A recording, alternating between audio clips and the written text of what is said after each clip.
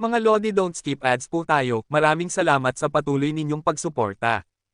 Paki-like and share naman dyan mga Lodi. At sa mga gustong mag-donate sa ating GCash or regular na load, mag-comment lang po tayo.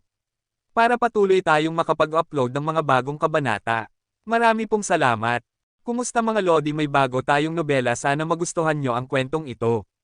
Ito ay kwento ng isang kabataang lalaki na nagkaroon ng mahiwagang mga mata. Simulan natin ang kwento. Kabanata 741 hanggang Kabanata 750. Kabanata 741. Scatter. Dalawang sigaw ang sabay na lumabas, agad na binitawan ni Xiao Yunyan at Cao Ying ang braso ni Yehan, lumayo sa kanila, at tumingin kay Yehan na may namumula na mukha. Yehan ay nag-shrug ng walang sala, at sinabi, pinapaalalahanan kita, it's just that you didn't believe it. Gayunpaman, ang sigaw ni Xiao Yunyan at Cao Ying sa oras na ito ay nagbunsod din ng pagnanais na protektahan sa puso ng mga nakatitig sa kanila, at lahat sila ay masamang tumitig kay Yehan. Damn! This kid must have eaten tofu from two beauties just now, it's not a thing.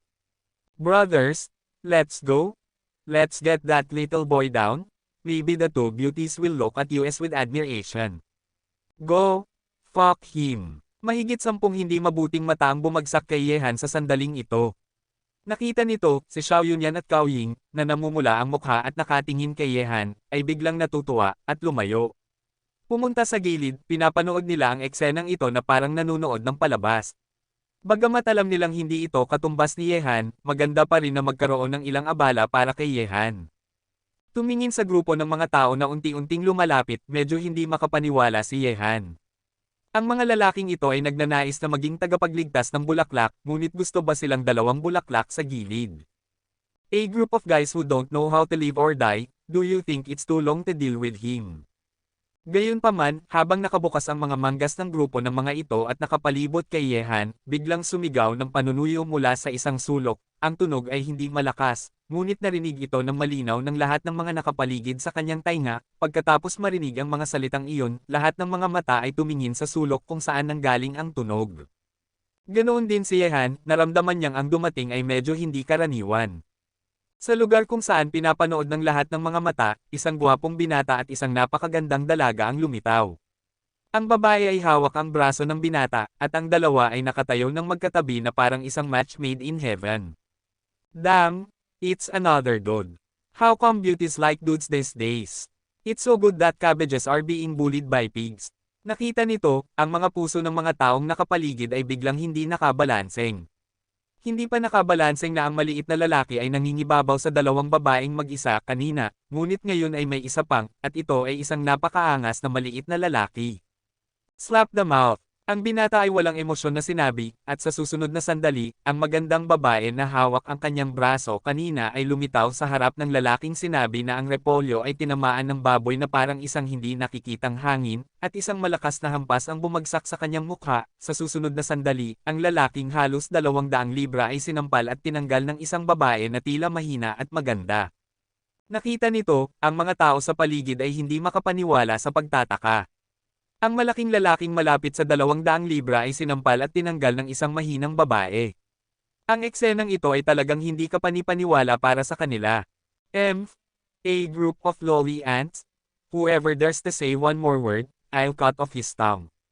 Ang gwapong binata ay nagamp ng malamig, ang malamig niyang mga mata ay sumaklaw sa mga tao sa paligid, na ginawang lahat ng nakakakita sa mga mata na ito ay hindi makapaniwala at lumayo, at may isang hitsura ng takot sa kanilang mga mata. Ang mga mata kanina ay napaka-teritoryo, parang nakatitig sila sa Diyos ng kamatayan. Nakita nito, ang gwapong binata ay kinuha muli ang braso ng magandang babae, at pagkatapos ay tumingin siya kay Yehan na may mapang-asar ng ngiti sa kanyang labi, nang hindi nagsasalita, tiningnan lamang siya ni Yehan ng ngumingiti. Nakita nito, si Xiao Yunyan at Cao Ying, na pupunta sa gilid para manood ng palabas, ay naglakad sa likod ni Yehan. Nararamdaman nila na ang gwapong binata sa kabilang banda ay hindi isang ordinaryong tao.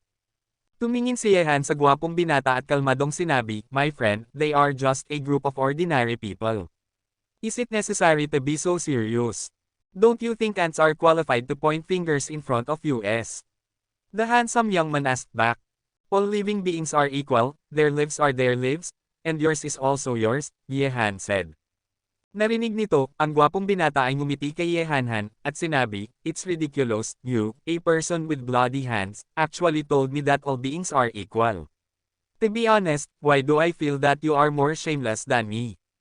For those who deserve to be killed, I will naturally eliminate them. As for being shameless, maybe I am indeed a little more shameless than you." Yehan said without changing his face, "There is no such thing as you in Shanghai City. Tell me, you, where did you come from? Is it by chance? Or came to find me on purpose? Why don't you take a guess?" The handsome young man narrowed his eyes and smiled. Narinig nito, yumuko si Yehan at sinabi, "Why should I guess? I've never been interested in knowing about those who don't want to be named. If you have nothing to do, I'll take my leave first." Matapos sabihin, diretso na kinuha ni Yehan ang mga kamay ni Xiao Yunyan at Cao Ying at umalis. "Achan, this is Nan Yehan. Why is he like a turtle with a shrunken head? No wonder he was stepped on by your brother back then." Tumingin sa likod ni Yehan, ang babae sa tabi ng gwapong binata ay walang emosyon na sinabi, "Perhaps, he is just a shrinking turtle." Ang binata ay tumawa ng mapang-asar. Gayunpaman, pagkatapos marinig ang mga salita ng babae, huminto si Yehan, bumalik, at tiningnan ang gwapong binata at ang magandang babae na parang matalim na kutsilyo.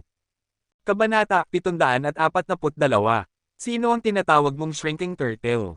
Huminto si Yehan, bumalik at malamig na tumingin sa gwapong binata na pangalan ay Achan. Sino ang taong ito? Sa ngayon sa Timog, napakakaunting mga taong may lakas ng loob na sabihin na si Yehan ay isang duwag. Ang mga lalaki at babae na ito ay hindi ordinaryong tao. Nararamdaman na ito ni Yehan mula nang lumitaw sila, at ito ang dahilan kung bakit ayaw niyang magkaroon ng masyadong dahilan para sa intersection ng mga binata at babae. Gayunpaman, ang pagtawa ng walang dahilan ay isang shrinking turtle. Bilang ang pinuno ng Timog, paano niya ito maaaring lumakad ng ganoon lamang? Kung ako ang sinasabi mo, ano ang gagawin mo? Tumingin si Nolan Chan kay Yehan na bumalik at ngumiti, mayroong bahid ng pagmamalaki at pagmamalaki sa kanyang napakagwapong mukha. Ang kanyang karangalan ay tumaas, alam ito ng lahat, at kahit na lumampas pa siya kay Nolan Mietian sa hilaga, ngunit siya pa rin ay ang natalo ni Nolan Mietian. Narinig nito, kalmadong sinabi ni Yehan, "Bagamat wala akong ugali ng pag-aapi, kung hindi mo ibabalik ang sinabi ko kanina, tuturuan kita ng leksyon. Pag-aapi sa mahina. Turuan ako." Narinig nito, biglang tumawa si Nolan Chan, tumatawa ng malakas at walang respeto, tama nga ang anak ng isang baliw, ang kanyang pagmamalaki ay pareho sa kanya, ngunit, "Do you really think you are better than me? Mas malakas ako. Nakakatawa lang, ang aking kuya na si Nolan Mietian ay maaaring ibaba ka noon, at ngayon ako, si Nolan Chan, maaari ring ibaba ka, at ikaw, isang asin na isda, ay hindi kailanman tatayo." Narinig nito, isang hitsura ng pag-unawa ang lumitaw sa mukha ni Yehan. Ito pala ang binata sa harap niya ay mula sa pamilya ng Nolan, at siya rin ay ang kapatid ni Nolan Mietian sa hilaga. Gayunpaman, pagkatapos malaman ito, walang emosyon si Yehan. Ang subtle na pagbabago ay dahan-dahan nang nagaganap sa kanyang mukha, at ang kanyang mga mata ay unti-unting nagiging malamig. Ang mga tao mula sa pamilya ng Nolan ay may lakas ng loob na pumunta sa Timog, talagang matapang ka. Dahan-dahan niyang binitawan ni Yehan ang mga kamay ni Xiao Yunyan at Cao Ying, at mayroong isang matalim na hininga sa kanyang mga nakakunot na mata. Pagkatapos marilis, kung paano ibinaba ni Nolan Mietian ang kanyang mga paa at kung paano siya pinahiya sa lungsod ng Yanjing, ang mga eksenang iyon ay dumaan sa isip ni Yehan na parang isang pelikula. Ang Qiu Yehan ay palaging naiisip, siya ang dahilan kung bakit siya pumili na pumunta sa hilaga ngayon ay dahil kay Nolan Mietian. Bakit hindi? Dahil sa iyo lang, Yehan, umiiral sa Timog. Nolan Chan ay tumawa ng mapang-asar at sinabi, "Yehan, masyado kang nagmamalaki sa sarili mo. Tila na ang pagiging pinuno ng Timog ay magpapasaya sa iyong ngunit, huwag kalimutan, kung paano ka humingi ng tawad sa harap ng aking kuya na parang isang nawawalang aso, ngayon, wala kang karapatang maging angas sa harap ko, Nolan Chan." Narinig nito, si Xiao Yunyan at Cao Ying na nakatayo sa likod ni Yehan ay biglang naramdaman ng isang malamig na aura na nagmumula sa katawan ni Yehan. Ang aura ay napakalamig na ang paligid na hangin ay biglang naganaitan, bumaba ang ilan. Ang mga salita ni Nolan Chan ay nagpahayag sa Xiao Yunyan at Cao Ying na galit si Yehan. Ang lahat ng tao sa antas na iyon ay alam ang paghihiya na dinanas ni Yehan sa hilaga.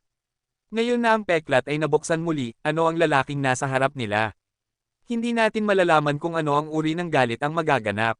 Yehan. Si Xiao Yunyan at Cao Ying ay sumulong, nakatayo sa kaliwa at kanan ni Yehan, tumitingin sa kanyang malamig na mukha, parehong may mga ekspresyon ng pag-aalala sa kanilang mga mukha. Ang ganitong kapaligiran ay biglang sinira ng isang tao na nagdulot sa Xiao Yunyan at Cao Ying ng galit sa biglang lumitaw na Nolan Chan.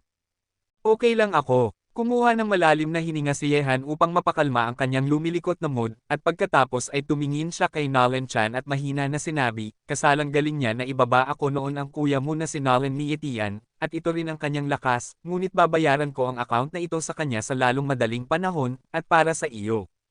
To be honest, hindi ko talaga nakikita ito.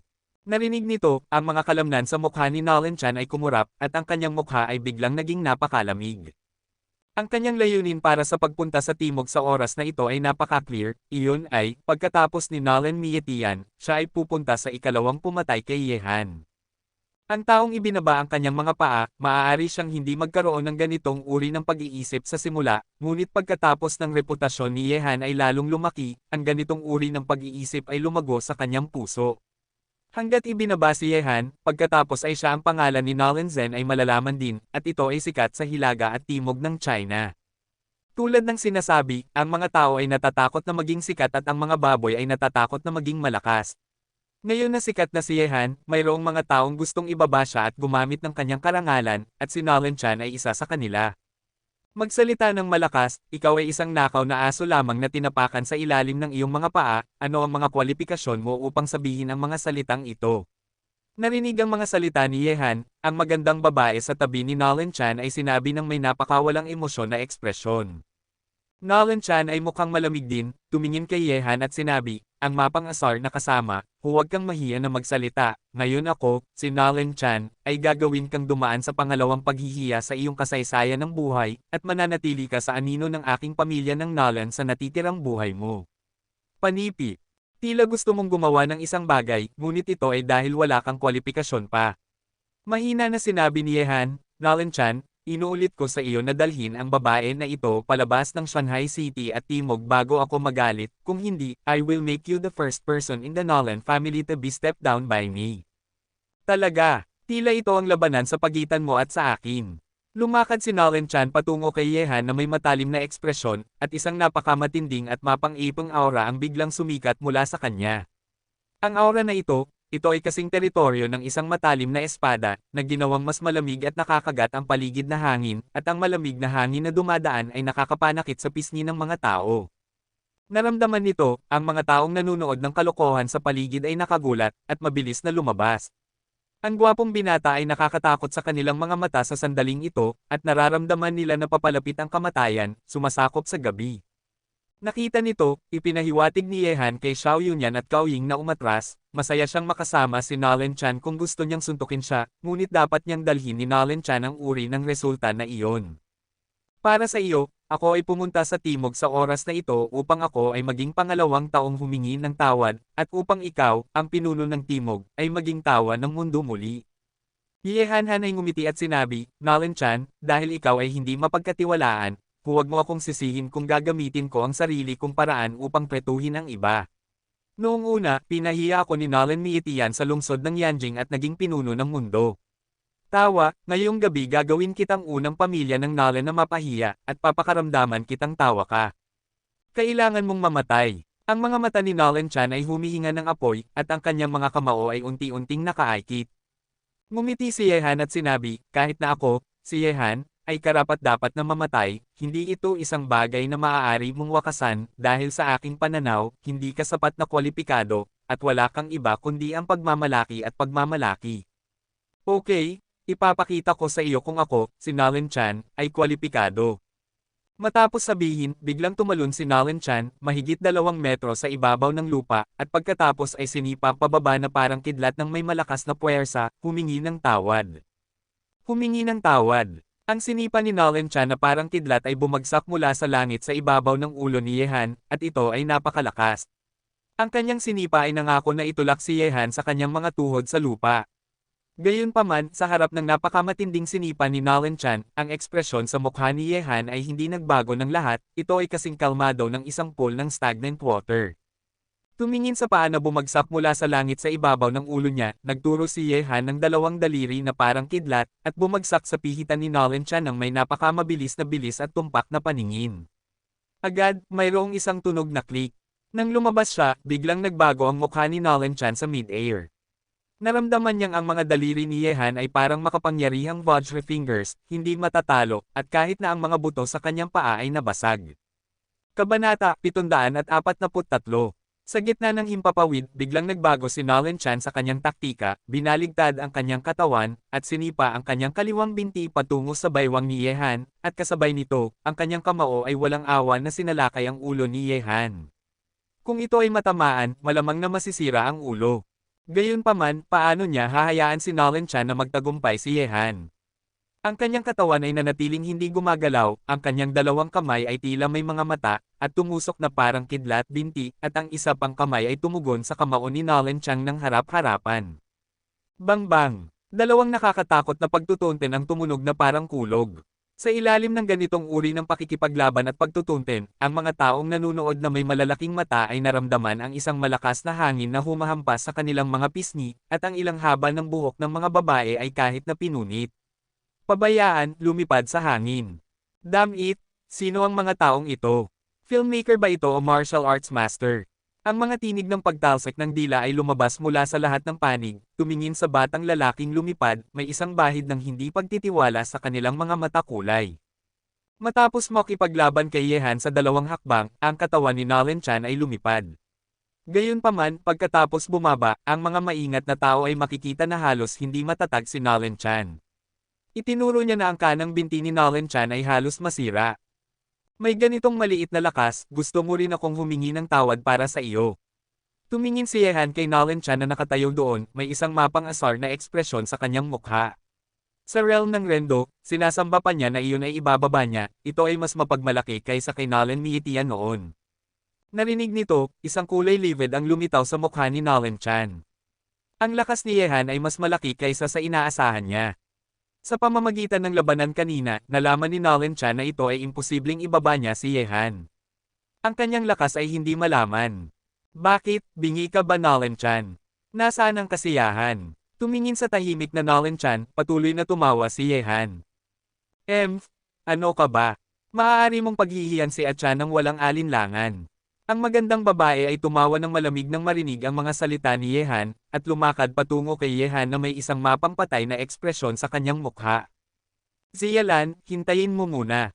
Nakita ang babae na lumakad patungo kay Yehan, ang ekspresyon ni Nolan Chan ay bahagyang nagbago, pinigilan niya ito, at pagkatapos ay tumingin kay Yehan at sinabi, sa pangalan ni Nan Yehan, ako, si Nolan Chan, ay natutunan ang leksyon ngayon, at ikaw ay pupunta sa hilaga sa ibang araw. Ako, si Nolan Chan, ay talagang makikipagkompetensya sa iyo, at ito ay ang katapusan ng ngayon, Ziyalan, umalis na tayo. Pagkaraan ng lahat, bumalik si Nolan Chan at umalis, sumire sa realm ng Zongrendo. Sa oras na ito siya ay dumating sa timog na may buong kumpiyansa, nangako na ibababa si Yehan at gawing sikat ang kanyang sarili sa buong mundo, ngunit sa sandaling ito, kailangan niyang malungkot pagkaraan ng lahat, ang pagkakatakot ng batang lalaki ay eksakto gaya ng mga alingaw-ngaw mula sa labas, sa kasalukuyang kanya, hindi niya talaga matatalo si Yehan. Ang mga taong marunong sa kasalukuyang kalagayan ay mga bayani. Kung patuloy nilang ipagpapatuloy ang pagkakabit kay Yehan, wala nang kumpiyansa si Nolan Chan. Siyempre, kung sasabihin mo ng diretso, natatakot siya. Kumpara kay Nolan Miitian, ang Nolan Chan na ito ay ilang beses na mas masahol. Level, kung kinakaharap ni Nolan Miitian ang sitwasyon ngayon, sa kanyang pagmamalaki, kahit na matalo siya, hindi niya gagawin ang mga dahilan upang umalis tulad nito. Hintayin mo muna, gusto mo nang umalis ngayon. Tumingin kay Nolan Chan na bumalik, ngumiti si Yehan at sinabi, Nolan Chan, dapat mong gawin ang sinabi mo. Tila narinig ko ang sinabi ng isang tao ang layunin ng pagpunta sa timog sa oras na ito. Gusto lang nila akong humingi ng tawad dahil hindi nakakamit ang layuning ito, bakit ka umalis ngayon? Maaari bang ito ay dahil natatakot ang binatang Panginoon ng pamilya ng Nolan? Narinig nito, si Nolan Chan, na may likod ni Yehan, ay lumitaw ng isang nakakatakot na pagka-hostile sa kanyang mga mata, at tumawa ng malamig, Yehan, wala akong mood na maglaro sa iyo ngayon, at natural na darating ako sa iyo kapag pupunta ka sa hilaga.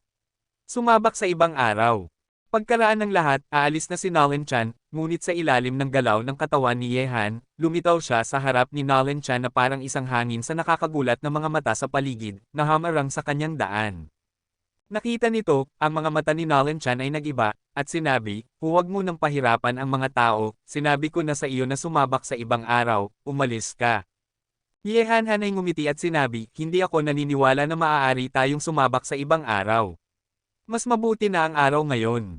Hayaan mo lang akong makita ng binatang Panginoon ng pamilya ng Nolan kung ano ang meron ka. Siyempre, kung natatakot ang Master Nolan sa akin, isang nakaw na aso, maaari siyang humingi ng tawad at tanggapin ang pagkatalo, at natural na bibigyan kita ng malakas na pagkakataon.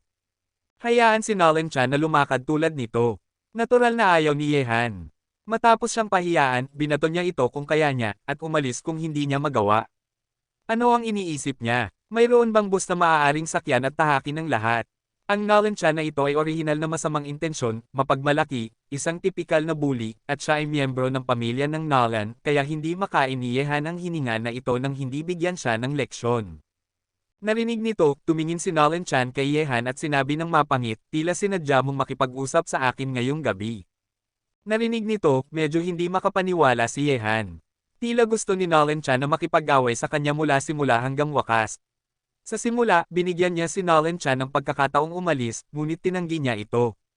Okay, ipagpapanggap na sinadya kong paghirapan ka, Master Nolan, ano ang gusto mo ngayon? Binuksan ni Yehan ang kanyang mga mata at ngumiti. Gusto mo nang mamatay. Bago pa makapagsalita si Nolan Chan, ang mga mata ng magandang babae sa tabi niya ay puno ng mapang patay, at isang matalim na daga ang lumitaw mula sa kanyang cough.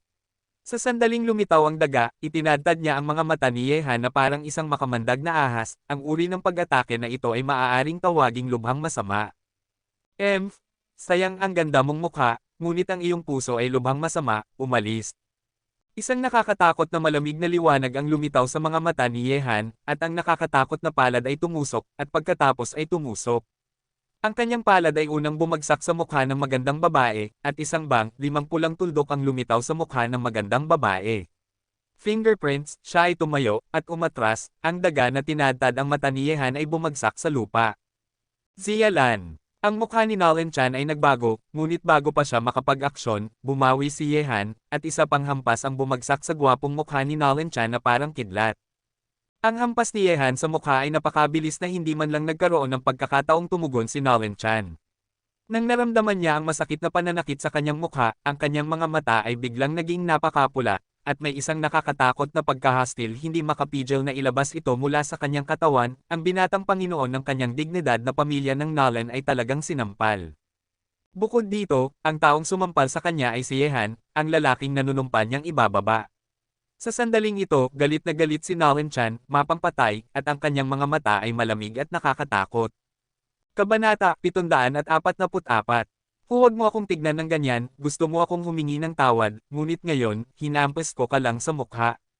Tumingin kay Nolan Chan na may malamig na mga mata, tumawa ng malamig si Yeleng, at ang mga tao sa paligid ay nakakita ng eksenang ito, biglang binuksan nila ang kanilang mga mata sa pagtataka, ang binatang lalaki ay hindi lamang sumampal sa magandang babae, ngunit ngayon ay hinampas niya pa ang binatang lalaki sa mukha. Deserve it? Ikaw lang ang nagpapahiya sa sarili mo. Nakita nito, si Xiao Yunyan at Cao Ying ay walang emosyon. Ang hamon ni Yehan sa mukha ng dalawang tao ay tila magaan para sa kanila. Kung may kakayahan sila, siguradong papatayin nila ang lalaki na ito. Ang babae ay nakahiga sa lupa, at napakawalang kakayahan na sinabi niya na itatapal niya si Yehan sa ilalim ng kanyang mga paa, at magpahiya pa siya. Ito ay napaka-ironic ngayon. Bastard, how dare you hit me? Tinitigan si Yehan ni Nolan Chan na may malamig na mga mata, at muling nakaikit ang kanyang mga kamao. Yes, I just hit you, and it's quite enjoyable. Sagot ni Yehan na may ngiti sa kanyang mukha. Then you go to die. Ang kamao ni Nolan Chan ay parang isang hangin, bumagsak patungo sa dibdib ni Yehan ng napakamatinding bilis. Marami akong nakikitang mapagmalaking tao, ngunit ito ang unang beses na nakakakita ako ng mapagmalaking tanga tulad mo, na may lakas ng loob na pumunta sa timog ng nag-iisa ng walang anumang lakas, at nagpunta pa dito para mag-abala sa akin. Hindi ka nag-aapoy ng kandila sa banyo, hinahanap ang kamatayan ba? Tumawa si Yehan, ang kanyang palad ay nahuli ang kamao ni Nolan Chan na parang kidlat, at ang lakas ng kanyang buong katawan ay sumabog. Itinulak si Nolan Chan pabalik ng isang hakbang, ang kanyang mukha ay napakapula, at si Yehan ang inilabas na lakas ay pumasok sa kanyang katawan, at naramdaman ni Nolan Chan na tila ang kanyang baga ay sasabog. Ang agwat sa pagitan niya at kay Yehan ay nakakagulat sa kanya, at ginawa siyang mas galit pa. Siya ay ang binatang Panginoon ng pamilya ng Nolan. Hindi maaaring ihambing kay isang self-made na Yehan. Dumb bastard, kahit na mamatay ka ngayon, papatalunin kita. Nakita niyang hindi niya kayang suntukin si Yehan, ang galit na mga mata ni Nolan Chan ay biglang bumagsak kay Xiao Yunyan at Cao Ying na hindi kalayuan. Sa susunod na sandali, tumama si Nolan Chan kay Xiao Yunyan at Cao Ying na parang isang hangin. Sa posisyon kung saan sumabog ang tunay na chi sa katawan, ito ay inilabas na parang isang baha na bumagsak sa isang bangko, at isang hindi nakikitang espada chi sa kamay ni Nolan Chan ay sumaksak patungo kay Xiao Yunyan at Cao Ying.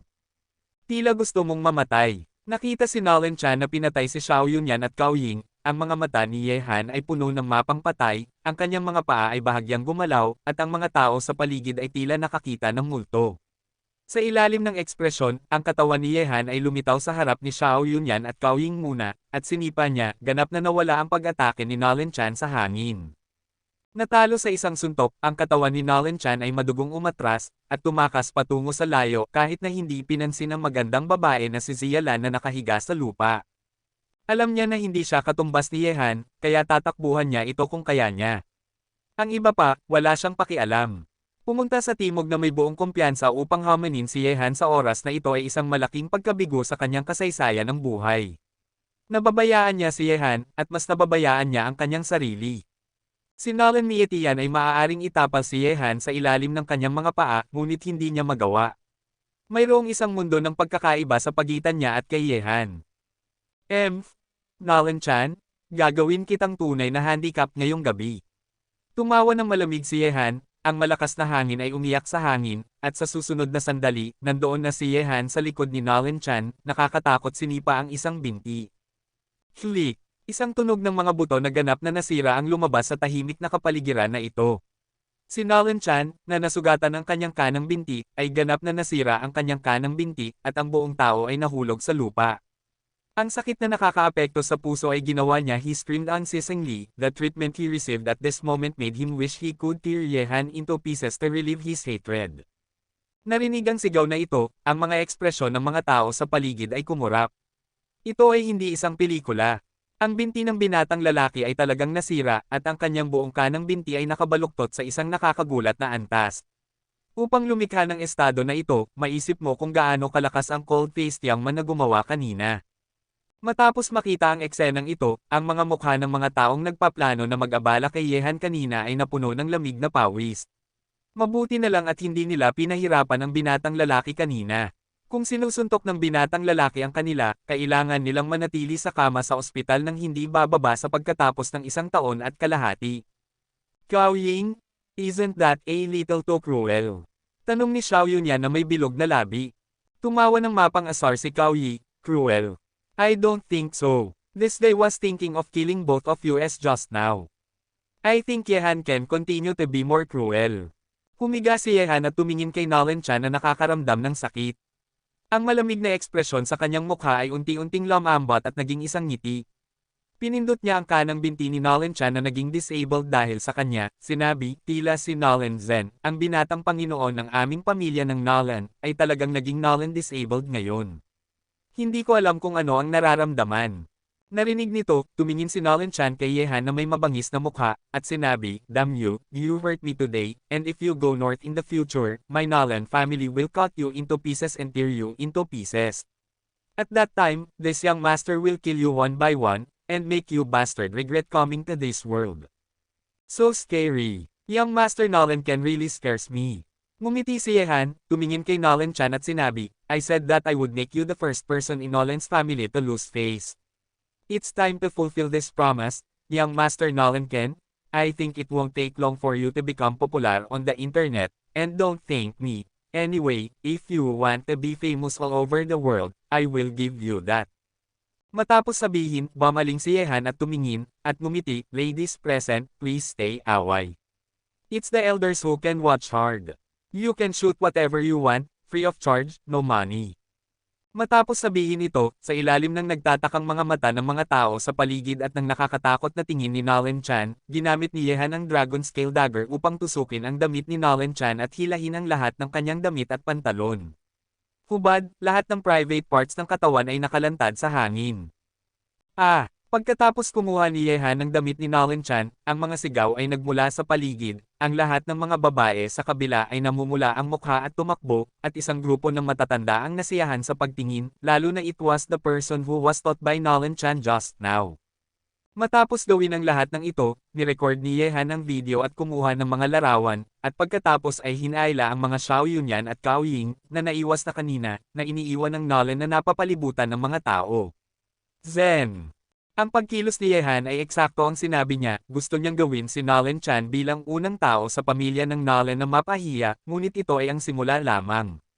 Kung gaano karami ang posibleng maging bunga at pagkabigla nito sa hilaga, Yehan Han ay hindi mag-isip, gagamitin niya ang mata para sa mata. Ang binatang Panginoon ng pamilya ng Nolan ay nasugatan ng kanyang mga binti, at nakahiga siya ng hubad sa busy street para makita ng mga tao. Iniisip ko na kung ma-spread ang insidente na ito sa hilaga, siguradong magiging tawa ang lahat ng Nolan Chan. Ang uri ng paghihiya na ito ay hindi masahol sa brutal na paghihiya ni Nolan Miitian kay Yehan. Noong una, si Yehan ay nakahiwalay sa paghihiya, ngunit ngayon ay tinanggal ni Nolan Chan ang kanyang damit at nakahiga sa kalye. Sa crowded street, si Xiao Yunyan at Cao Ying ay tumawa ng malakas. Sa pag-iisip ng eksenang kanina, parehong nagkaroon ng partikular na kaluwalhatian. Sino ang ipinahihiwatig ng paglitaw ni Nolan Chan na pinasama niya ang kanilang dalawa sa pagbili ni Yehan? Nagtataka ako kung ano ang ginagawa ninyo. Kung ito ang video ay ipakalat sa internet, siguradong magiging sikat ang lalaking iyon sa buong bansa sa loob ng isang gabi, ngunit gusto ko ito. Itinakpan ni Xiao Yunyan ang kanyang bibig at tumawa rin si Cao Ying. Ang Nolan Chan na iyon ay tinatawag na humihiya. Ang pagiging mapagmalaki at walang kakayahan ay katulad ng pagiging numero 1 sa mundo, at ngayon ay nakakaranas na siya ng mga kahihinatnan. Kabanata 745. Nagkibit balikat si Yehan, sumungkit ang mga mata at ngumiti. Anyway, gusto ng lalaking ito na maging sikat sa buong mundo. Ginawa ko lang ito para tulungan siya at madali niyang makamit ang nais niya. Matapos magsalita, ipinadala ni Yehan ang mga larawan at video sa kanyang telepono kay First Young Master Tang. Sa ugali ng lalaking iyon, siguradong ipapakilala niya ang bagay na ito sa internet. Kumusta? Nakuha mo na ba ang ipinadala ko sa iyo? Tumawag si Yehan kay Young Master Tang at tanong na may ngiti. Damn, hindi mo ako tinawagan para sa ganitong nakakatuwang bagay, sino ang niloloko mo? Sa kabilang banda ng telepono, nakapanood na si Young Master Tang ng video na ipinadala ni Yehan. Binuksan ni Yehan ang kanyang mga mata at sinabi, "Of course you don't know this guy, but you must be familiar with his last name."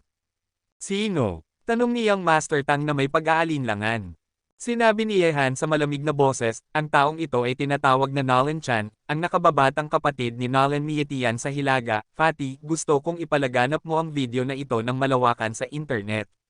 Ang paghihiya na dinanas natin sa simula, ngayon ay isang hakbang sa isang pagkakataon. Hanapin sila ng paisa-isa upang maayos ang bagay na ito. Narinig nito, ang mga mata ni Young Master Tang ay lumitaw ng malakas na galit sa telepono, at mahigpit na nakaaykit ang kanyang mga kamao.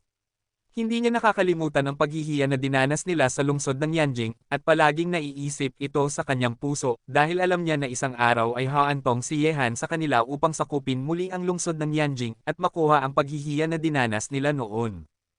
Hanzi, huwag kang mag-alala, sa loob ng isang araw, gagawin kong kilala ang lalaking ito at lubos na mapapahiya ang pamilyang Nolan na ito. Young Master Tang said with a sneer. Okay, ipinagkakatiwala ko sa iyo ang bagay na ito. Sa tingin ko ay malalaman ni Nolan Miitian sa Hilaga ang bagay na ito. Yehan also sneered, and then hung up the phone. Matapos ipaalis si Xiao Yunyan at Cao Ying sa hotel, nagmaneho si Yehan pauwi sa Phoenix Villa. Alas 11 na ng gabi na, at ang dalawang matatanda at si Xiao Qingcheng na nakatira sa villa ay lahat ay natulog na, at naiwan lamang ang isang grupo ng ang babae ay nagsasalita at tumatawa pa rin, plus the madman sitting aside and reading the newspaper. Nakita ang pagbabalik ni Yehan, si Yan Qingmo ang unang tumayo at nagtanong ng may pag-aalala, "Anak, nagugutom ka ba? Magluluto ako ng makakain mo." "Nay, hindi na. Ano ba ang masayang pinag-uusapan ninyo?" Umupo si Yehan sa sofa, tumingin sa mga babaeng may ngiti sa kanilang mga mukha at nagtanong. Pinag-uusapan namin ang pangalan ng magiging anak mo. Walang pakialam na sagot ng baliw habang hawak ang dyaryo. Narinig nito, tumingin si Yehan sa mga babae at sinabi na may ngiti, sabihin ninyo, anong mga pangalan ang napili ninyo. Sasabihin ko muna sa inyo, hindi ko aprobado ang mga pangalang masyadong bastos. Ngumiti si Huafeng at sinabi, little guy, matapos ang rekomendasyon ng lahat, nagpasya si nanay na tawagin ang magiging anak mo na Yezun. Kumusta, ang pangalang ito ay hindi dapat bastos, tama ba? Yezun, magandang pangalan iyon. Matapos mag-isip ng ilang sandali, tumango si Yehan na may ngiti. Hindi masama iyon, bastard, hindi kita pipilitin kung hindi mo papalitan ang iyong apelyido, ngunit ikaw at ang aking apo ay dapat magkaroon ng parehong apelyido sa akin upang mana-mana ang hinaharap na insenso ng pamilyang G. Matapos marinig ang mga salita ni Yehan, agad na sinama ng tingin ng baliw si Yehan na may madilim na mukha.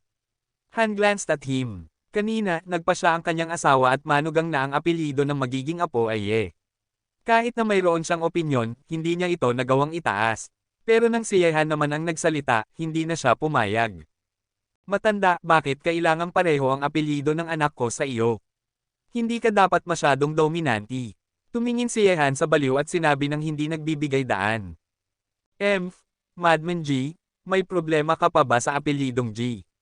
Humingal si Yanqing mo sa sandaling ito, wala siyang pakialam kung ano ang apelyido ng kanyang apo, anyway, palaging itong magiging apo niya, basta masaya ang anak. Tumigil, hindi ko sinabi iyon. Nakita ang mukha ng kanyang asawa na lalong lumalamig, si Ji Quangren ay sumuko na lamang. Alam niyang mas mabuti kaysa sa sinuman kung gaano kaseryoso ang mga kahihinatnan ng pagigalit sa kanyang asawa. Matapos sabihin ito, nagmamadaling tumakbo pataas ang baliw. Hindi niya kayang labanan kahit sino sa mga nasa ibaba, at maaari lamang niyang itago ang kanyang mga opinyon sa kanyang tiyan. Mas mabuti na huwag silang makita. Okay, anak, magpapahinga na rin si nanay. Iiiwan ko sa iyo ang mga manugang na ito, at maaga ka nang magpahinga. Matapos magsalita, masayang umalis si Yanqing mo. Matapos marinig ito, siya at si Yehan Zhaoyuyo, na walang kinalaman dito, ay agad na namula, ang kanyang mukha ay parang hinog na mansanas. Oh, sobrang pagod ako ngayon, Nishang, Terena, matulog na rin tayo, at hayaan natin ang lalaking iyon na matulog mag-isa ngayong gabi. Tumayo si Zhou Yuner at nagunat, pagkatapos ay hinayla ang nakangiting Huang Nishang pataas. Nakita ito, orihinal na nais sabihin ni Yehan ang isang bagay, ngunit wala siyang lakas ng loob na sabihin ito sa harap ng napakaraming tao. Mukhang maaari lamang siyang magbantay ng bakanteng silid ngayong gabi. Umakyat din si Zhao Yuyo, ang nakakahiyang kapaligiran na ito ay hindi niya matiis. Sa sala, kumandat si Wolfen kay Yehan, at binigyan si Yehan ng isang malabong tingin gamit ang mga nakakaakit na mata, ang mga nakakaprovoke at nakakasuggest na elemento sa mga mata ay halata. Nakita ito, ang puso ni Yehan ay agad na sumilay sa isang nag-aapoy na hitsura, tumawa siya ng masama. Zihan, tara na. Kumandat din si Huafeng kay Yan Zihan, na namula at tumango. Nakita ang dalawang babaeng umalis ng magkasama, hindi na nag-isip pa si Yehan. Matapos manigarilyo sa ibaba, agad siyang umakyat sa silid na pag-aari ni Huafeng. Ang mga babae ay nagpapahiwatig na kung hindi siya pupunta, hindi ba masyadong masasaktan ang puso ng kagandahan. Ang pinto ng silid ni Huafeng ay hindi mahigpit na nakasara, at bumukas ito ng bahagyang itulak. Nakita ito, pumasok si Yehan sa silid ng isang kisap mata, at nilock ang pinto sa daan. Hindi mapigilan ang paningin ni Yehan. Gayunpaman, nang makita ni Yehan ang dalawang figure na nakahiga sa kama, bigla siyang nahiya, well, I seem to have gone to the wrong room. Nakita na aalis na si Yehan, humiga si Huafeng sa kama at sinabi ng may kagandahan, since we have gone wrong, why not let it continue to go wrong? Don't you think we two beauties are accompanying you? Kabanata 746. Narinig ito, biglang nag-alab ang puso ni Yehan ng isang masamang apoy, at hindi niya napigilan ang paglabas nito.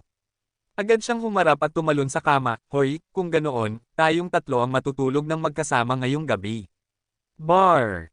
Ang ibang babae sa silid ni Huafeng ay natural na si Yan Zihan. Matapos mag-isip ng mabuti, alam ni Yehan na ang erotic palace ngayong gabi ay tiyak na pinlano ng ilang babae. Kaya pala iiwan siya mag-isa ni Zhou Yuner. Ang maingat at mapagbigay na si Zhou Yuner ay alam na, hindi niya ma-occupy si Yehan mag-isa. Dahil ito ay isang pamilya, ito ay isang kabuuan na dapat marunong magbahagi. Ang ganoong pamilya lamang ang mabubuhay ng magkakasundo magpakailanman. Lumipas ang isang gabi sa gitna ng lahat ng uri ng nakakaakit na boses. Sa isang malaking labanan, nakipaglaban si Yehan ng isa laban sa dalawa.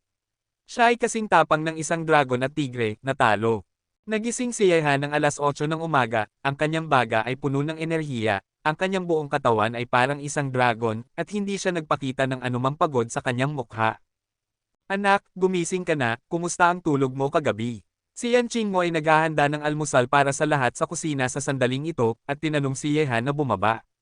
Ang pinlano ni Zhou Yuner at ng ibang babae kagabi, natural na hindi alam ni Yan Qingmo, kung hindi ay hindi niya itatanong ang tanong na ito ngayon.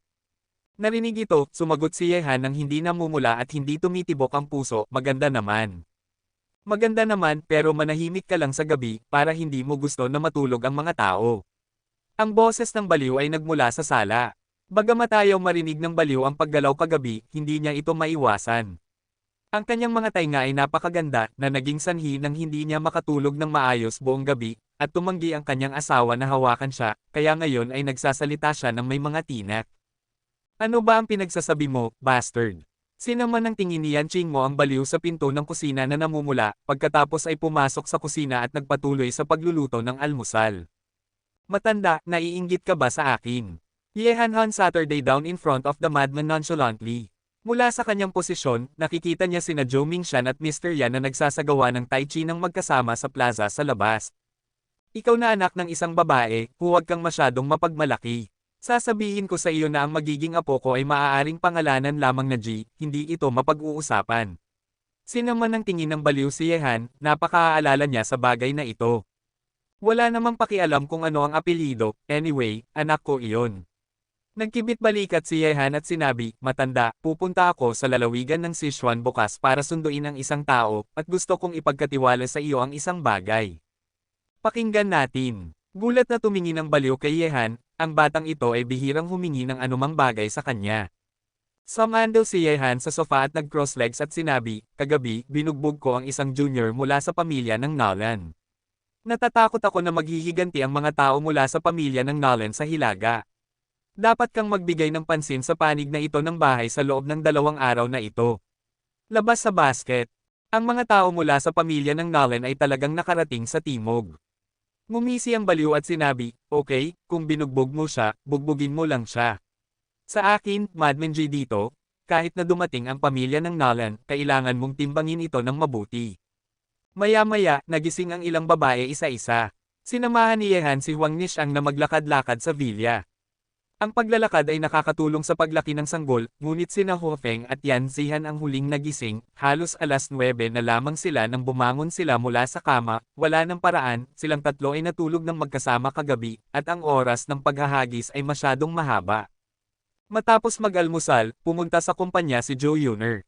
Orihinal na nais hanapin ni Yehan sina Tang Dashao at Lin Beimo, ngunit tumawag si Yin Yaifei mula sa Tianlong Bodyguard Group, talagang gusto kong maging isang hands-off shopkeeper, hindi ka ba natatakot na lumunin ko ang kumpanya mo? Ngumiti si Yehan at sinabi, kung natatakot ako, hindi ko ibibigay sa iyo ang Tianlong Group, ano ba ang problema? Kailangan mo ba ako? Sinabi ni Yin Yaifei, hindi ko maiwasan. Ikaw ay isang abalang tao at pumunta upang makita ako. Maaari lamang kitang tawagan. Ang konstruksyon ng Tianlong Martial Arts School ay nakumpleto na, at lahat ng mga pasilidad ay nasa lugar na. Plano kong magsimulang mag-recruit ng mga estudyante sa susunod na taon. Marami ng tao sa ilalim niya, at ikaw, isang malaking amo, ay hindi alam kung paano ako tutulungan na ibahagi ang pasanin, ito ay napakawalang pananagutan. Matapos mapagalitan ni Yin Yaifei, ngumiti si Yehan at sinabi, okay, pupunta ako agad, at gusto kong malaman ang tungkol sa Tianlong Martial Arts School. Hindi masama, halika rito, hihintayin kita sa kumpanya. Pagkababa ng telepono, agad na pumunta si Yin Yaifei sa banyo upang ayusin ang kanyang make-up sa harap ng salamin, tumingin sa nakaestilo at magandang urban strong woman sa salamin, naramdaman ni Yin Yaifei na napakakontento niya, bumalik siya sa opisina at nagsimulang tahimik na maghintay para dumating si Yehan. Isang oras ang lumipas, nakarating na si Yehan sa Tianlong Bodyguard Group at nakarating sa opisina ni Yin Yaifei. Kumusta, Chairman? Ang maliit na sekretarya sa harap ay naaalala pa rin si Yehan, at nang makita niyang paparating si Yehan, agad siyang tumayo at tumawag ng matamis. Tumango si Yehan na may ngiti at nagtanong, nasa opisina ba ang presidente? Pinakiusapan ako ng presidente na ipaalam sa chairman na maaari nang pumasok ang chairman at hanapin siya ng diretso kapag dumating na siya. Narinig ito, lumapit si Yehan sa pinto ng opisina ni Yin Yaifei, binuksan ang pinto at pumasok, iniwan ng maliit na sekretarya na tumitingin sa kanyang likod na may ekspresyon ng nympho. Beauty Yin, matagal na tayong hindi nagkita, lalong gumaganda siya habang tumatagal.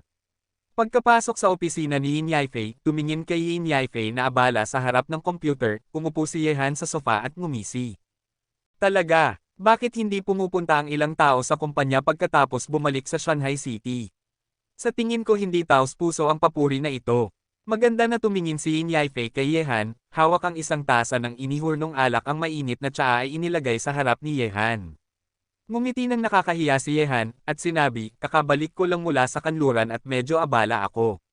Sa katunayan, sabihin mo sa akin ang tungkol sa iyong mga plano para sa Tianlong Martial Arts School. Nakita ang pag-iba ng paksa ni Yehan, wala nang nagawa si Yin Yaifei kundi sabihin. Ang Tianlong Martial Arts School ay itinatag sa labas ng lungsod ng Shanghai, at kumpleto na ang lahat ng mga pasilidad. Plano kong opisyal na mag-recruit ng mga estudyante sa susunod na taon. Nakaset na ako ng oras at na-notify ko na ang Shanghai ang Municipal Education Bureau, ang mayor at ang Municipal Party Committee ay sumang-ayon din na dumalo upang personal na putulin ang ribbon para sa Tianlong Martial Arts School. Sa iyong reputasyon, Yehan, hindi problema ang pag-recruit ng mga estudyante dito. Bukod dito, nag-prepare din ako ng 5 taong kontrata. Ang bawat mag-aaral mula sa Tianlong Martial Arts School ang mga nagtapos ay dapat maglingkod sa Tianlong Bodyguard Group sa loob ng 5 taon, syempre, ang sahod ay tiyak na mas mataas kaysa sa parehong industriya. Sa araw ng pagbubukas ng ribbon cutting ng paaralan, ikaw, ang punong guro, ay naroon ng personal. Panipi. Punong guro. Umiiling si Yehan na may ngiti, at pagkatapos ay sinabi, Yaifei, maganda ang plano mo, sinusuportahan kita, pero okay lang ang posisyon ng punong guro. Alam kong abala ka, kaya pinapangalanan lang kita. Sinabi ni Yin Yaifei, bukod dito, maaari mo ring hanapin ang taong namamahala sa pagsasanay mo. Ako lang ang responsable sa pag-recruit ng mga estudyante. Mas mainam na sanayin ang panahong ito ng mga estudyante sa lalong madaling panahon, ngayon ang dami ng negosyo natin ay lalong lumalaki, pero wala tayong gaano karaming tao na magagamit. Panipi. Kabanata 747. Tumango si Yehan at sinabi, Yaifei, gawin mo lang itong malaki, bigyan mo ako ng 3 buwan, at pagkatapos ay mag-i-inject ako ng isang grupo ng sariwang dugo sa Tianlong Bodyguard Company. Okay, tatagal ako ng isa pang 3 buwan. Kung masyadong matagal, makakasama ito sa pag-unlad ng Tianlong Bodyguard Company. Nagkibit balikat si Yin Yaifei at sinabi, huwag kang mag-alala, hindi kailanman maantala ang plano mo. Nakangiti ng may kumpiyansa si Yehan. Naghanda na siya sa kanyang puso na hayaan sina Zhao Hengtian, Sun Bumiyay, at Zhou Lai mula sa pangkat ng matatanda na magsilbing mga instructor ng Tianlong Martial Arts School. Anyway, ang dating grupo ng mga tao ay sinanay ng mga ito. Pamilyar sila sa ganitong uri ng bagay, at sa kanilang lakas bilang mga instructor, posible pa ring magsanay ng isang master sa realm ng cultivation sa loob ng 3 buwan. Nakita na natapos na ang negosyo, inayos ni Yin Yaifei ang kanyang ekspresyon, tumitig kay Yehan na may magagandang mata, kinagat ang kanyang ngipin at sinabi, Yehan, maaari ka bang mag-favor sa akin? Bihira marinig ni Yehan na tinawag siya ni Yin Yaifei ng seryoso, kaya nagtanong siya ng may pag-aalinlangan, Yaifei, may problema ka ba? Hindi ito problema. Huminga ng malalim si Yin Yaifei at sinabi, gusto ko lang na sumama ka sa akin sa isang lugar ngayong gabi. Simple lang ba iyon? Nagulat na tanong ni Yehan. Simple lang iyon. Nag-isip si Yehan ng ilang sandali, at dahil wala siyang gagawin sa gabi, tumango siya at sinabi, okay, susunduan kita pagkatapos ng trabaho. Talaga, hihi. Salamat, Yehan. Narinig ang pangako ni Yehan, masayang ngumiti si Yin Yaifei, at nakangiti ring sinabi ni Yehan, walang problema. Hindi mo na kailangang magpasalamat sa akin. Mauuna na ako at hihintayin kita na matapos ang trabaho. Susunduan kita kapag. Well, okay. Kita na lang pagkatapos ng trabaho. Pinapanood umalis si Yehan, nagpakita ng isang mapang-akit ng ngiti ang mukha ni Yin Yaifei. Natural na hindi alam ni Yehan kung ano ang nangyayari sa isip ni Yin Yaifei, kaya hindi na siya nagtanong. Hindi na nag-isip pa. Matapos umalis sa Tianlong Bodyguard Group, hinanap ni Yehan sina Tang Dashao at Lin Bomo.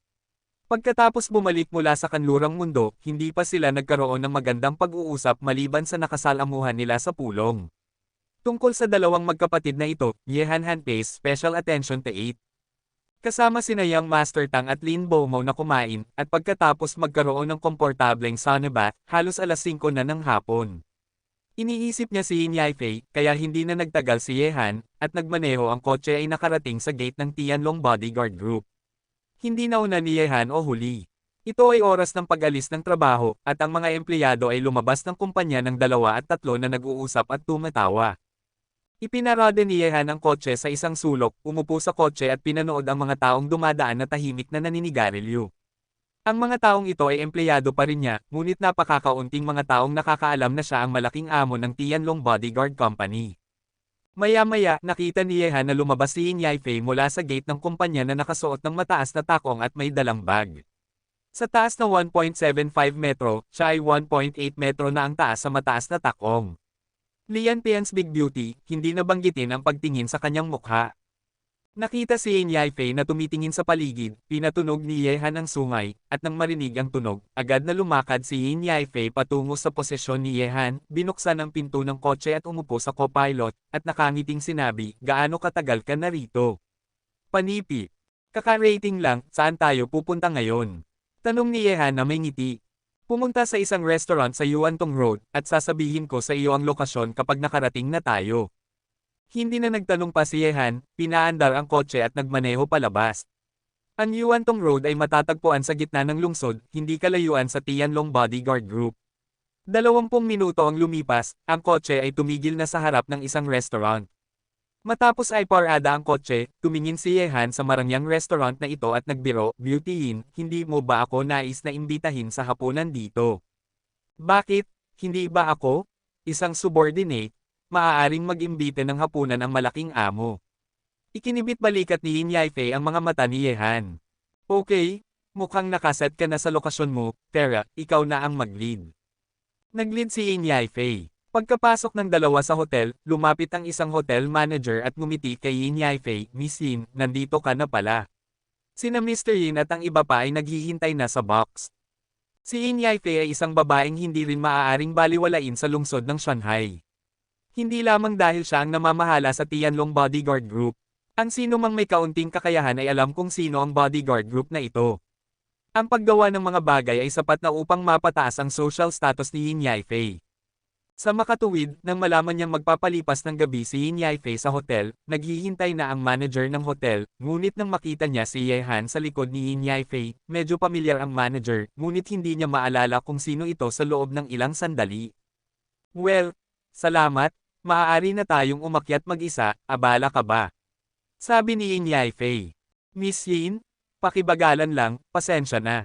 Ang dalawa ay dumating sa luxury box ng hotel, at pagkapasok nila, natuklasan ni Yehan na may ibang tao sa loob, kasama ang ama ni Yin Yaifei at ang kanyang kapatid na si Yin Rounan, at ang ibang magandang babae ay dapat na si Yin Yaifei namatay ang kanyang ina, at may 2 kabataan. Ang isa sa kanila ay nakilala ni Yehan sa Shanghai Airport nang bumalik siya mula sa kanlurang mundo, at nakatayo siya sa likod ni Yin Tianjing noong panahong iyon. "Yaifei, nandito ka na pala." Nakita si Yin Yaifei na naglalakad papasok, agad na tumayo ang binatang lalaki na hindi pa nakikita ni Yehan at hinayla ang isang upuan para umupo si Yin Yaifei na may ngiti sa kanyang mukha. Gayunpaman, nang makita niya ang taong nasa likod ni Yin Yaifei, Yehanshi, isang hindi mahahalata na hitsura ng hindi pagsang-ayon ang lumitaw sa mukha ng binatang lalaki. "Dito na ako uupo, Yehan, maaari ka ring umupo." Umupo si Yin Yaifei sa ibang upuan, at lumakad si Yehan patungo sa binatang lalaki na nagbukas ng upuan at sinabi na may ngiti, "Salamat, Buddy, hindi na ako magpapasalamat." Pagkatapos ng lahat, sa ilalim ng masamang mga mata ng binatang lalaki, umupo si Yehan sa kanyang puwitan. Ang kasalukuyang eksena ay nagpapalagay kay Yehan ng ilan sa mga balangkas. Ang binatang lalaki na may masusing mata na ito ay ang manliligaw ni Yin Yaifei, at ngayon ang mga magulang ni Yin Yaifei naroon silang lahat. Ang pagtitipon na ito ay maaaring katulad ng blind date. Kabanata 748. Nakaupo sa kabilang panig ni Yehan ay si Yin Rounan. Sinabi niya kay Yehan sa mababang boses, "Bakit ka nandito? Ano ang sinusubukan gawin ng babaeng ito?" Nagkibit balikat si Yehan, at sinabi sa parehong mababang boses, huwag mo akong tanungin, hindi ko alam na hindi ako angkop maglaro hanggang sa makarating ako dito. Hindi ako naniniwala sa iyo. Kayo ng dalawa ay siguradong nag-usap mula sa simula. Nagpout si Inroonen, halatang hindi naniniwala sa mga salita ni Yehan. Para dito, wala nang ipinaliwanag si Yehan. Sa oras na ito, nagsalubong ang noo ng babae at sinabi kay Yin Yaifei, paano mo maiisip na magdala ng mga outsider dito sa sitwasyong ito ngayon? Ano ang ipapaisip mo kay Xiaoshu? Pagkatapos ng gabing ito, dapat kang mag-engage. Oo, ang ilang mga tao na may pag-aalinlangan ay naghiwalay ng relasyon ng maaga. Narinig ito, nagbago ang mga mukha ni Yin Tianjing at ng kanyang anak na si Yinan, na lubos na siyahan sa presensya ni Yehan. Hindi alam ng iba kung sino ito, ngunit alam nila ito. Galit, natatakot ako na walang sino man ang makakapag-iingat sa kanilang pamilya ng Yin sa Timog. Wiru, ano ba ang pinagsasabi mo? Paano magiging isang tao na may pag-aalinlangan ng kaibigan ni Yaifei? Sinama ng tingin ni Yin Tianjing ang kanyang asawa, pagkatapos ay ngumiti ng may paghingi ng tawad kay Yehan, na umiling ng may ngiti iiling ang kanyang ulo, sinenyasan niya si Yin Tianjing na hindi siya galit. Gayunpaman, hindi naunawaan ni Li Wiro ang kahulugan ng mga salita ni Yin Tianjing, at patuloy na nagsalita ng may katigasan, napakabastos na maghilo man lang kapag nakarating ka na, hindi ba ito isang uri ng tao na walang kwenta? Nay, huwag kang magsalita ng ilang salita, dahil hindi pa kita na ipakilala, ano ang tawag sa mga tao sa iyo. Nakita ang masamang mukha ng kanyang ina, hindi napigilan ni Yin Roonan na magsalita, kahit papaano ay naisave na siya ni Yehan dati, naisave na niya ang kanyang buhay. Yehan, huwag mo nang isipin, palaging prangka ang nanay ko. Tumingin ng may paghingi ng tawad si Yin Yaifei kay Yehan, at matapos makita na umiiling ang huli, ipinakilala niya, Yehan, ito ang mga magulang ko, ito ang kapatid kong lalaki na si Yinan, ang pangalan niya ay Xu Gao, at narinig kong siya ang tagapagmana ng isang pharmaceutical company sa Southwest China. Tumango si Yehan, at sinabi kay Yin Tianjing at Li Wiro, Tito at Tita, Kuya Yinan, ako si Yehan. Hehe, Mr. Ye, nagkita na naman tayo. Nakangiting sinabi ni Yin Tianjing, at ngumiti rin si Yinan at tumango kay Yehan. Ngumiti si Yehan at sinabi, Tito, mukhang dahil sa tadhana ito, sa tadhana na muling magkita tayo. Habang sinasabi iyon, naglabas si Yehan ng 2 sigarilyo at ibinigay ito kay Yin Tianjing at Yinan, pagkatapos ay bumaling sa binatang lalaki na nagngangalang Xu Gao at sinabi na may ngiti, Kuya, gusto mo ba ng isa? Matapos makita si Yin Tianjing at Yehan na nagkukwentuhan at tumatawa, naging napaka-disgusto ni Xu Gao kay Yehan. Sinabi niya ng may pagkasuklem, pasensya na, hindi ako naninigarilyo. Mas mabuti kung hindi ka naninigarilyo. Kinamumuhian ko ang mga kabataang lalaki na naninigarilyo at umiinom. Xiaoshu, mag-order na tayo. Iwanan na lang natin ang mga taong walang kinalaman. Walang pakialam na sinabi ni Li Wiro. Nakalulugod sa mata, ngunit hindi pa rin nakalulugod sa kanan. Tumango si Xu Gao at nagsimulang ipaalam sa waiter na ihain ang pagkain. Mukhang mapapahiya ka sa nanay ko ngayong gabi. Nag-gloat si Inroonan kay Yehan sa tabi niya. Walang problema, aalis ako pagkatapos ng pagkain na ito. Ngumiti si Yehan, at sabay na tumingin kay Yin Yaifei na medyo tahimik. Maya-maya, dumating ang pagkain at alak sa mesa, isang malaking mesa ng mga pagkain mula sa bundok at dagat. Sa panahong iyon, nagsalin ng alak si Xu Gao para kina Yin Tianjing at Yinan, ngunit hindi niya sinalinan si Yehan. Si Yin Yaifei ang nagbukas ng takip at nagsalin para kay Yehan. Matapos ang eksena na ito, nagsalubong ang noo ni Li Wiro. Si Xu Gao ang kanyang paboritong manugang. Hindi lang siya gwapo, pero maganda rin ang background ng pamilya niya. Gao, ang kanyang magiging manugang, ay lumipad palayo na tiyak na hindi niya gustong makita. Matapos makita ni Xu Gao ang eksena na ito, isang malamig na liwanag ang sumilay sa kanyang mga mata, pagkatapos ay itinaas niya ang kanyang baso kay Yin Tianjing at sinabi, Tito Yin, ang basong alak na ito ay para sa iyo, mangyaring magtiwala ka, ako'y tiyak na gagawin ko ang lahat para kay Yaifei, at tiyak na hindi ko hahayaan siyang magdusa ng anumang kalungkutan. Hindi sinasadyang tumingin si Yin Tianjing kay Yehan, itinaas ang kanyang baso ng alak at nakangiting sinabi, si Mr. Xu ay magalang, nirerespeto ko ang desisyon ng anak ko. Pagkatapos ng lahat, ininom ni Yin Tianjing ang alak sa baso, nagsalin ng isa pang baso, at ngumiti kay Yehan, Mr. Ye, nirerespeto kita para sa basong alak na ito, pakisuyong gawin mo. Ginamit din ni Inan ang pagkakataong iyon para itaas ang kanyang baso. Ngumiti si Yehan at sinabi, Tito Yin, magalang ka, gawin mo. Nakita ito, wala nang pakialam si Shugao kung iinom siya ng baso ng alak o kung hindi niya ito iinom. Sa huli, ininom niya lang ito, umupo ng may madilim na mukha, tumingin kay Yehan at nagtanong ng walang pakialam, ang Mr. Ye na ito at si Tito Yin. Mukhang matagal na kayong magkakilala, kaya hindi ko alam kung saan ka nagtatrabaho. Narinig ito, ibinaba ni Yehan ang kanyang baso ng alak at sinabi na may ngiti, hindi ako nagtatrabaho. Kung hindi ka nagtatrabaho, ikaw ay isang palaboy. Matapos marinig ang mga salita ni Yehan, tumawa ng mapang-asar si Shugao. Marahil, tumanggaw si Yehan. Talagang hindi siya nagtatrabaho dahil ang kanyang mga ari-arian ay pinamamahalaan ng iba at ang ginagawa niya ngayon ay pagbugbog at pagpatay lamang. Ito ay talagang isang palaboy. Ang taong hindi nagtatrabaho ay parang isang gangster sa lipunan na hindi nag-iisip na umunlad at hindi ito totoo. Sa hinaharap, lumayo ka sa mga taong ito na hindi nag-iisip na umunlad. Paano mo masasabi na ikaw rin ay isang high-level executive ng Tianlong Group? Pinapahiya mo ako. Humingal ng malamig si Li Weiruk, at matapos marinig na si Yehan ay isang palaboy, sa wakas ay nakahanap siya ng pagkakataon na talunin si Yehan. Narinig ito, dumilim ang mukha ni Yin Roonan, at hindi niya napigilan na ibaling ang kanyang ulo, nakaramdam siya ng kahihiyan, maaari bang linawin ng kanyang ina ang bagay bago magsalita, si Yehan ay isang thug na ayaw umunlad. Gayon din, dumilim ang mga mukha ni Yin Tianjing at Yin Nan. Maaari bang kayang bayaran ng isang batang bastard na ayaw umunlad ang isang marangyang private jet? Kabanata 749. Nay, paano mo nasabi iyan kay Yehan, siya ay? Bago pa matapos ni Yin Yaifei ang kanyang mga salita, pinigilan siya ni Yehan, at sinabi na may ngiti, Yaifei, nagsasalita lang si tita ng walang intensyon. Nagtataka ako kung saan nagtatrabaho ang Mr. Shu na ito. Sinabi na masyadong mataas ang ulo ni Shugao, at sinabi niya ng may malamig na boses, may karapatan ako sa posisyon ng Deputy General Manager sa Zai Pharmaceutical Company, na may taunang sweldo na 5 milyon, at mamanahin ko ang Zai Pharmaceutical Group sa hinaharap. Dapat marinig ng Mr. Ye na ito nakarating ka na ba sa Zai Pharmaceutical Group? Ngumiti si Yehan at sinabi, narinig kong ito ay isang malaking grupo sa rehiyon ng Timog Kanluran. Narinig kong ang market value ay 10-10 bilyon. Lumalabas na ang Mr. Shu ay ang tagapagmana ng Zai Pharmaceutical Group. Talagang hindi ako magalang. Narinig ang mga salita ni Yehan, mas lalong itinaas ni Shugao ang kanyang ulo, at sinabi, wala kang trabaho ngayon, Mr. Ye, bakit hindi ka pumunta sa Zai Pharmaceutical Group para maging security captain, at ang sweldo ay 4 hanggang 5,000 piso kada buwan, hindi mo ba gusto iyon? Si Shu natin ang may kakayahan. Tumingin si Li Weiruk kay Yehan at sinabi ng may malamig na boses, kabataan, 4 hanggang 5,000 piso kada buwan ay mataas na para sa iyo.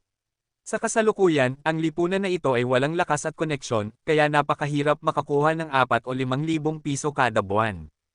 Sinabi ni Yehan na may bahagyang ngiti, tama si tita, ngunit maaari mo ba akong payagan na mag-isip ng 2 araw, marami pa akong bagay sa aking kamay at ayaw ko talagang itapon ang mga ito, kung itapon ko ang mga ito, magiging malaking halaga ng pera at malaki ang mawawala sa akin. Panipi. Narinig ito, hindi napigilan ni Yin Roonan na tumawa, ang iyong pera ay hindi lamang isang malaking halaga ng pera, ito ay isang napakalaking halaga. Gusto ring tumawa ni Yin Yaifei, ngunit alam si Yehan, alam niyang malamang ay nakikipaglaro si Yehan kay Shugao sa sandaling ito, kaya pinigilan niya ang kanyang sarili at hindi nagsalita. Totoo rin ito sa ama at anak na sina Yin Tianjing at Yin Nan. Marahil ay nakahanap ng maling target si Shugao sa pamamagitan ng pagpapakita ng kanyang pinansyal na lakas sa harap ng binatang lalaki sa harap niya. Nakita ang masakit na ekspresyon sa mukha ni Yehan, sinabi ni Shugao ng may paghamak, gaano karami ang halaga ng bagay sa iyong kamay. Bibigyan kita ng 100,000 yuan para mabayaran ang iyong pagkawala. Kung nangako kang pupunta bukas papunta sa trabaho sa Southwest, sa katunayan, ito ay ang pagkakataon mong maging kapitan ng seguridad ng aming Zai Pharmaceutical Group, at mahirap para sa ibang tao na makapasok kung sila ay magkakasiksikan. Ang kapitan ng seguridad, ito ay isang pangungutya kay Yehan, hinihiling sa kanya na maging leader ng isang grupo ng mga bantay aso. Kung gagawin ito ni Yehan, natural na magiging isang bantay aso siya. Hindi alam ni Yehan ang kahulugan ng mga salita ni Shugao, patuloy siyang tumawa at sinabi, narinig ko ang sinabi ni Mr. Shu, medyo naantig ako, ngunit hindi ba masyadong maliit ang 100,000 yuan, maaari mo ba akong bigyan ng mas marami? Narinig ito, isang hitsura ng pagkasuklam ang sumilay sa mukha ni Li Wiro, at sinabi niya, hindi sapat ang puso ng tao, binigyan ka ni Xiao Shu ng 100,000 yuan para sa kapakanan mo at ng mga kaibigan ni Yai Fei, at ikaw ay walang hiya na patuloy na humihingi, paano magkakaroon ng isang taong walang hiya at walang hiya tulad mo sa mundo? Wiro, sapat na iyon. Wala kang lugar para magsalita dito. Manahimik ka. Narinig ang mga salita ni Li Wiro, hindi napigilan ni Yin Tianjing na magalit. Malakas niyang hinampas ang mesa, at ang tunog ay nagpatakot kay Li Wiro sa isang talon, tumitig siya at sinabi, Yin Tianjing, bakit ka ganyan kagalit? Mali ba ako? Nay, huwag ka nang magsalita ngayon. Malakas na komendat si Yinan sa kanyang ina mula sa gilid. Hindi alam ni Li Wiro kung sino ang binatang lalaki sa harap niya, ngunit alam nilang mabuti na ang binatang lalaki na ito ay tumatapak sa timog. Ang buong timog ay manginig. Nakita ito, humingal ng malamig si Li Wiro at tumalikod. Yehan, pasensya na kung nagkamali ako sa iyo. Tumingin ng may paghingi ng tawad si Yin Yaifei kay Yehan at sinabi. Okay lang, hindi ako natatakot na magkamali. Ngumiti ng walang pakialam si Yehan. Siyempre, ito ay dahil ang kabilang partido ay ang ina ni Yin Yaifei. Kung ibang tao, ang ekspresyon ni Yehan ay hindi magiging kasing liwanag siya ang hari ng Southern Underground World pagkatapos ng lahat, paano siya mapapahiya ng basta-basta. Humingal ng malamig si Shugao, tumingin kay Yehan, at sinabi, mukhang malaki ang gana mo, dahil ang 100,000 yuan ay hindi ka matutokso, kung gayon ay mag-aalok ako ng 1,000,000, dapat sapat na ang presyong ito upang mabayaran ang iyong pagkawala, tama ba? Panipi. Narinig ito, ngumiti si Yehan at sinabi, hindi, masyadong maliit pa rin, at ang 1,000,000 ay hindi mabayaran ang aking pagkawala. Hindi ako natatakot na ma-overwhelm ng ganoon kalaking gana. Humingal ng malamig si Shugao, naglabas ng isang tseke mula sa kanyang bulsa, at sinabi, maaari kang magsulat dito hanggat gusto mo, at ako, Shugao, ay tiyak na makakapagbigay kasiyahan sa iyo. Tumingin si Yehan sa checkbook na inilabas ni Shugao, at sinabi na may ngiti, Mr. Shu, natatakot ako na hindi sapat ang halaga sa iyong tseke para masulat ko. Ano ang ibig mong sabihin? Ang mga mata ni Shugao ay naging malamig. Wala namang kawili-wili. Kung talagang gusto mong mabayaran ang aking pagkawala, natatakot ako na hindi sapat ang 2 Zai Pharmaceutical Group para masulat ko.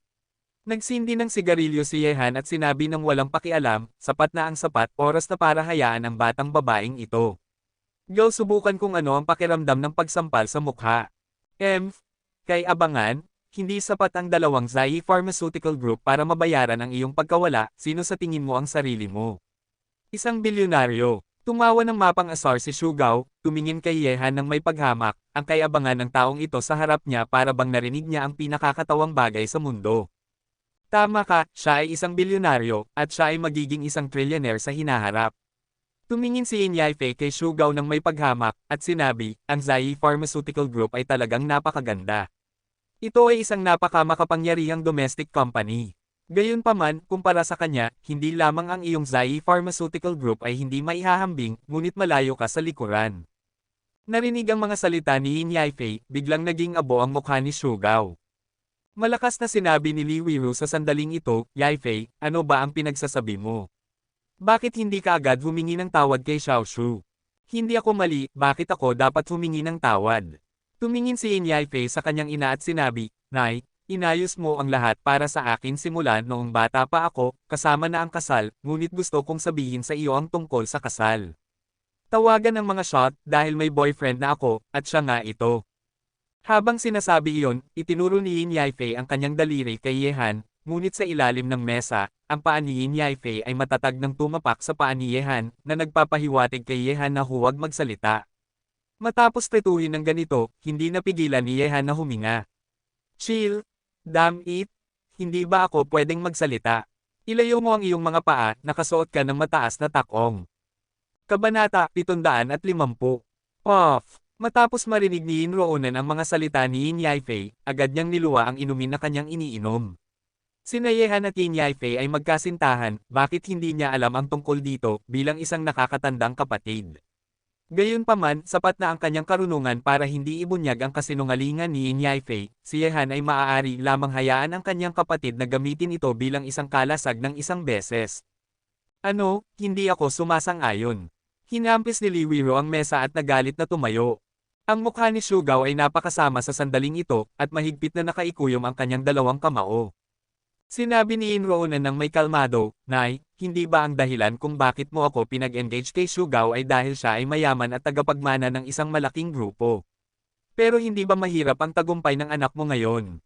Ano pa, ang boyfriend na nahanap ko ay 10 beses at 100 beses na mas malakas kaysa sa kanya, Shugao, hindi siya kailanman makakahabol. Ito ay isang biro, hindi, ano ang kaya niyang gawin tulad nito? Tumawa ng mapang-asar si Liwiro. Yaifei, talagang gusto kong malaman kung alin sa mga punto niya ang mas mahusay kaysa sa akin, pera ba? Kapangyarihan. O talento. Huminga ng malalim si Shu Gaoshan, sinubukang pakalmayan ang kanyang sarili, tumingin kay Yin Yaifei at nagtanong. Sa lahat ng aspeto, walang pakialam na sinabi ni Yin Yaifei. May Zai Pharmaceutical Group ka, ngunit hindi ito sa iyo, ngunit inilatag ng iyong mga magulang. Nakaupo ka lang at tinatanggap ang mga benepisyo, habang siya, sa loob lamang ng 1 taon, mula sa isang ordinaryong tao na walang-wala, itinatag niya ang Tianlong Bodyguard Group, Tianlong Real Estate, Tianlong Hotel, Tianlong Club, at maging ang Zeus Jewelry, ang pinakamalaking kumpanya ng alahas sa China. Sabihin ko sa iyo, naiintindihan mo ang iyong sarili at saan ang kanyang agwat. Narinig ito, nag-alab ang mukha ni Shugao, at sinabi niya, hindi ako naniniwala, sino sa tingin mo siya, si Yehan ba? Tama ka, siya nga si Yehan. Tumingin ng may awa kay Shugao si Inroonan, at kumpara sa lalaki sa tabi niya, kahit na si Shugao ay ang tagapagmana ng Zai Pharmaceutical Group, matatalo siya ng husto. Nakakaawa ito dahil walang paghahambing sa pagitan niya at ni Yehan, ang isa ay nasa langit at ang isa ay nasa ilalim ng lupa. Imposible, paano ka magiging si Yehan? Imposible. Narinig ang mga salita ni Inroonan, tumayo si Shugao na para bang nakakita siya ng multo at hindi mapigilan na umatras ng 2 hakbang. Sino si Yehan? Natural na alam ni Shugao na siya ang taong pinakahinahangaan ng mga mayayamang pangalawang henerasyon sa Timog. Kung ang taong nasa harap niya ay talagang si Yehan, ang ginawa niya kanina ay ganap na paghahanap ng kamatayan. Paano siya maihahambing sa binatang lalaki sa harap niya? Nakita ang ekspresyon ni Shugao sa sandaling ito, ngumiti ng bahagya si Yehan at sinabi, Mr. Shu, hindi na kailangang maging ganoon ka-excited kapag nagkita tayo sa unang pagkakataon. Hinihintay ko pa rin na italaga mo sa akin ang posisyon ng security captain na may buwan ng sweldo na 4 hanggang 5,000 piso, oo. Para sa isang walang trabahong palaboy tulad ko, ito ay itinuturing na mataas na sweldo. Panipi. Narinig ang mga salita ni Yehan, naging napakasama ng mukha ni Shugao. Kung ang taong nasa harap niya ay si Yehan, ipinakita niya lang ang kanyang background ng pamilya at pera sa harap ng kabilang partido, na ganap na pagsampal sa kanyang sarili sa mukha. Ngayon sa Timog, sino maaari ka bang magpakita sa harap ng binatang lalaking ito? Sino ang nang-ahas na magpakita sa harap ng binatang lalaking ito? Nakita ang eksena na ito, medyo naguluhan si Liwiro. Bakit biglang naging walang salita si Shugao, na malakas pa kanina? At tila natatakot sa binatang nasa kabila. Gayunpaman, malinaw na narinig ni Liwiro na ang binatang lalaki na ito na kanyang minamaliit ay ang amo ng kanyang anak na babae, at ang pagkakakilanlan ng among ito ay tila mas nakakatakot kaysa sa tagapagmana ng Shugazi Pharmaceutical Group. Sa oras na ito, may kumatok sa pinto ng pribadong silid, at pagkatapos ay dahan-daang naitulak ang pinto ng pribadong silid, at pumasok ang isang medyo matabang lalaking nasa katanghalian ng edad. Sa paligid ng Michi, tumingin siya sa mga tao sa box na may ngiti sa kanyang mukha, at pagkatapos ay ngumiti kay Yehan, Mr. Ye, ako si Yan Qiming, ang may-ari ng restaurant na ito. Maligayang pagdating sa aming hotel. Mr. Ye, ang basong alak na ito ay para sa iyo. Napansin ni Yehan na may hawak na baso ng alak ang matabang lalaking nasa katanghalian ng edad. Kinuha niya ang baso at hinawakan ito, at sinabi na may ngiti, kaya pala boss yan, masyado kang magalang, gawin mo. Medyo nagulat si Yan Qiming, at nang makita niyang ginagawa ito ni Yehan, ginawa rin niya ito, at pagkatapos ay sinabi na may ngiti, Mr. Ye, ang mga inumin sa tindahan na ito ay medyo masarap, at hindi maganda ang pagtanggap. Sana ay hindi ka magagalit. Inimbite ko si Yan Qiming para sa pagkain ngayon, mula ngayon, ang box na ito ay palaging nakalaan para kay Mr. Ye, at maaari kang pumunta upang kumain anumang oras na gusto mo. Ngumiti si Yehan at sinabi, masyado kang magalang, boss yan. Hindi ba makakaapekto sa iyong negosyo? Kung babalik ka sa ibang pagkakataon, maaari kang umupo sa anumang lugar. Wala namang problema kung saan ka kakain. Walang problema, Mr. Ye, hindi ko guguluhin ang iyong pagkain, mangyaring maglaan ng oras ang lahat at umalis.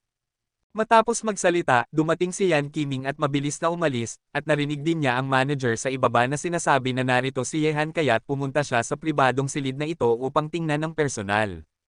Kung makakapag-establish siya ng relasyon kay Yehan, magiging sikat siya dito, at tataas din ang kanyang katayuan sa lungsod ng Shanghai. Huwag nang banggitin ang isang pagkain, kahit na kumakain si Yehan ng 3 beses sa isang araw. Handang kumain at uminom ng libre. Nakita ang pagbalik ng may-ari ng restaurant na ito, lubos na kumbinsido si Xu Gao na ang binatang lalaki sa harap niya ay si Yehan.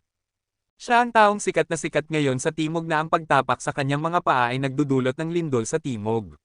Si Yehan sa timog ay lumaban para sa kanyang background ng pamilya, kapangyarihan, pera, talento, ang mga bagay na kanyang ipinagmamalaki ay wala sa harap ng binatang lalaking ito.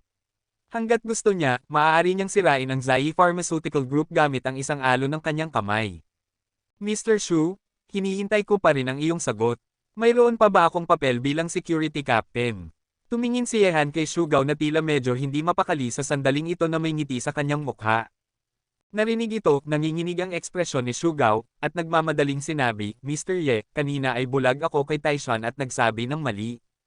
Pakisuyong maging mas mapagbigay, Mr. Ye. Alam ni Xu Gao kung paano kumilos sa hinaharap. Walang pakialam na sinabi ni Yehan, masasabi mo ang mga salitang ito na nagpapatunay na hindi ka ganap na ignorante. Well, hindi na ako makikipagtalo sa iyo. Huwag kang mag-alala, hindi rin kita guguluhin. Hindi ako ganoon kamakitid ang isip. Salamat, Mr. Ye. Narinig ang mga salita ni Yehan, nakahinga ng maluwag si Xu Gao, at agad na ibinaba ang kanyang ulo at sinabi, sa harap ng binatang lalaking ito, kahit na siya ay ang tagapagmana ng Zai Pharmaceutical Group, hindi siya tumingin sa kanya, lakas ng loob. Pero, alam mo ba kung paano haharapin ang bagay na ito ngayon? Mahinang tanong ni Yehan. Naiintindihan ni Xu Gao, Mr. Ye, huwag kang mag-alala, tiyak na hindi ko nahahabulin ang ideya ni Miss Yin sa hinaharap.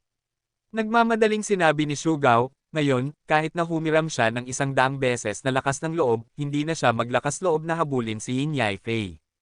Ang babae ni Yehan sa timog, sino ang may lakas ng loob na magnakaw ng sulok?